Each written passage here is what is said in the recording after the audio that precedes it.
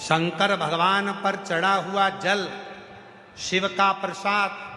शिव महापुराण की विद्येश्वर संहिता में लिखा है, शंकर भगवान का प्रसाद यदि तुम्हारे हाथ में आ जाए, उसको लेने में एक क्षण की देरी मत करो, उसको प्रणाम करो और शिव जी का प्रसाद धारण करो। क्यों? वो शिव का प्रसाद हमें कवच प्रदान कर देता है, कवच दे देता है।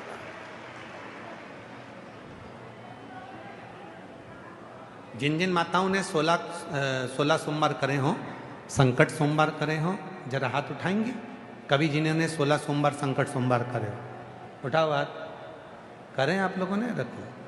16 सोमवार की कथा में वर्णन आता है कि 16 सोमवार का जो प्रसाद होता है, संकट सोमवार का जो उद्यापन होता है, 16 सोमवार का जो उद्यापन होता है, उस उद्यापन का जो प्रसाद चूरमा होता है, उस प्रसाद को रात भर नहीं रखा जाता, उस प्रसाद को उसी दिन समाप्त करना पड़ता।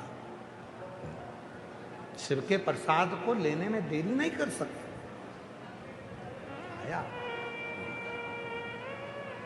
आया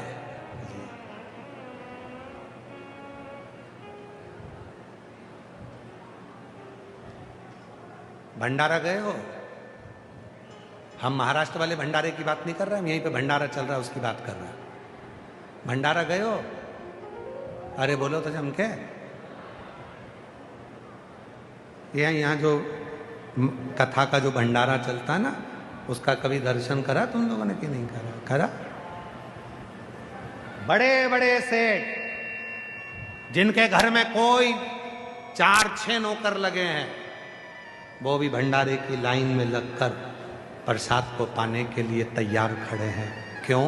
उनको मालूम है ये शिव महापुराण का वो प्रसाद है जिसको लिया और कवच धारण कर लिया, जिंदगी में से रोग को मुक्त कर लिया।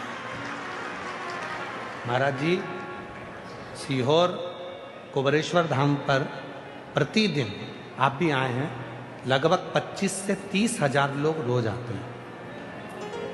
बाहर इतनी होटलें बनी हैं पर कोई भी होटल का भोजन सुबह का समय लेता ही नहीं।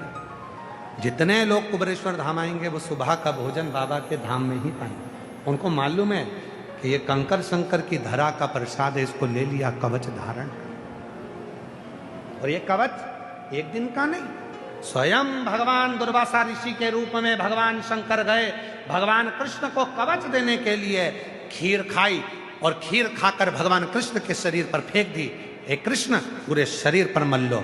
भगवान कृष्ण ने खीर तो मल ली पर पांव के तलवे में खीर को नहीं मल पाए। जब पांव के तलवे में नहीं मली तो भगवान दुर्वासा जी ने कहा, अब तुम्हारे प्राण छूटेंगे तो पांव के तलवे से छूटेंगे। नाथ, पांव के तलवे से क्यों? मैंने खीर प्रसाद दी थी, अगर वो प्रसाद पूरे शरीर पर लगा लेते तो बाण आता, जरा नाम का व्याघ्र छोड़ता, तुम्हारे लगता नहीं, उससे कुछ होता नहीं। पर पांव के तलवे में वो बाण लगा और भगवान कृष्ण को प्राण त्यागना पड़ा। शिव के प्रसाद में, शिव के प्रसाद, शंकर भगवान पर शिवपुराण में हम वर्णन करते हैं, जल चढ़ाओ, थोड़ा सा जल अपने ऊपर प्रोक्षण करो, थोड़ा सा जल का आचमन करो। क्यों कहते हैं? शंकर भगवान पर चढ़ा हुआ जल, शिव पर चढ़ा हुआ जल, उसका जब हम प्रोक्षण करते हैं, अपने ऊपर छींट लेते हैं, ये अब एक कवच अपन धारण कर लेते हैं। शिव पर चढ़ा जल का आचमन कर लेते हैं, भीतर के विकारों को, रोगों को समाप्त कर देते हैं। कितने रोग!